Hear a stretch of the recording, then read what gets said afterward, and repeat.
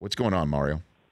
Hey, man. Thanks for taking my call. Happy Friday to you guys out there in La La Land. What's going on, brother? Hey, I wanted to chime in on the Kyler Murray, man. I think the decision is going to be easy for him. I think this talk of him, possibly going to the NFL and jumping out of that Major League Baseball contract is fun, and it gives people, things to write about. But the reality is that if he decides to turn down that baseball contract with the A's, he's got to pay back $5 million to the A's, which means that he's got to have a substantial contract in the NFL for it to be fiscally a good idea. And then I think, the thing is, man, that kid's 22 years old. He's 22, so he can go to Major League Baseball.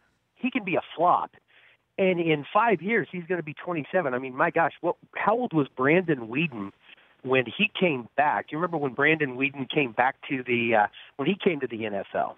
I mean, it just doesn't make sense to me. What do you think? Mario, I understand it. If he's a first-round selection, again, Lamar Jackson's signing bonuses, the 32nd overall pick last year, is only just a few $100,000 off of the signing bonus he'd have to give back to the A's. So if he's higher up in the first round, obviously he'll be made whole or what have you. Baseball, he's not going to get his block knocked off. I mean, this is a grown-ass man's league here. And any of this conversation about how Alabama could beat teams in the NFL, it's ridiculous. It's absurd. He's going to go to the NFL as 5'10", and he's going to face some grown-ass individuals that he does not see in the Big 12. And he will not even see in the Orange Bowl against Alabama. That's the closest he's going to see it. He's going to come to it, and he will not see that in Major League Baseball. I look at him play. I've not really watched him play very much, Mario. Well, he's fast, and I think in the NFL, I think in the NFL, I think he's a skill position player. I think he's a punt returner, kick returner. I think you can put him in the slot. He's not. He's about the size. Well, he's not going to do that, Mario. If that's the way. And thank you for the call, by the way. Appreciate it. If that's what he's going to be in the NFL, then he should go play baseball. He's not going to give up baseball to be Cole Beasley. I mean, let's not kid each other here. He wants to do it to be a quarterback where we're seeing the whole, the heightism people are putting aside because Baker Mayfield did what he did against the Jets. He's done what he's done against Atlanta. I mean, you're seeing it. It's working. But Murray's not nearly as tall as Baker Mayfield.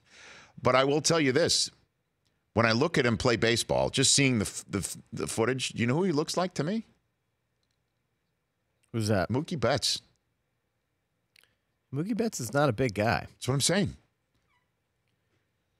You put a few more pounds on that frame, and he starts running, and he starts covering ground in the outfield, and he starts dominating the top of that lineup. I mean, he's got the speed already. Okay.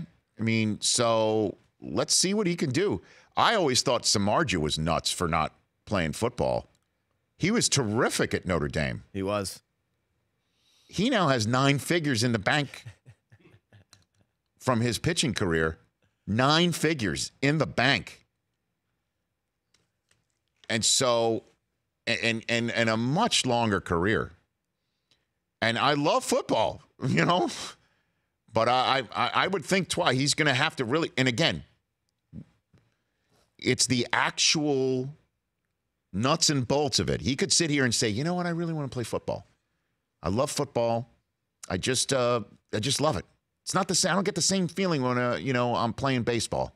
Love the at-bats, love the the mental aspect of it, but I just don't get the adrenaline rush as I do for the NFL. And I've really loved football, and I've really loved being the big man on campus, and I really think I can be the next star quarterback in the NFL. So I'm going to go for it. So what he's going to have to do for that is he's going to have to say, I declare for the NFL draft in January. And if he keeps his options open, which he'd be smart to do, he's got to report. And the A's have basically got to say, that's cool. You want to go in the NFL draft? Show up. Show up on the 1st of February. Let's say he does that. Then what? Does he go to the combine? Does he leave spring training in Arizona to go to the combine? Do the A's let him do that? knowing how many times you see somebody pull up with a hammy at the on the 40? Does he do that? Does he go to the combine, do the medical, none of the on-field drills? Does all of the interviewing, where the entire time it'll be, why are you in spring training? Why are you doing this? Are you going to play baseball? We need to know this. Why are you doing it? What do you love about baseball? Do you not have the passion for the NFL? And that's what's going to absolutely become. No, it's just the real deal, man. No, I know it's the real deal. It's just unfortunate. Because if I'm drafting you, my job's on the line here. I'm going to pick a few first round. And you got the baseball bug? And let's say he gets through all of that. Does he go to his pro day? Does he leave spring training and go to his pro day? He gets through all of that. Wherever he's placed in the athletic minor league system. Starts playing baseball.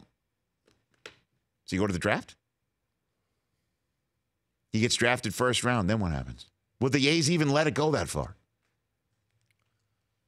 Probably not. This is all coming down the pike. The Rich Eisen Show, weekdays at noon Eastern on Audience.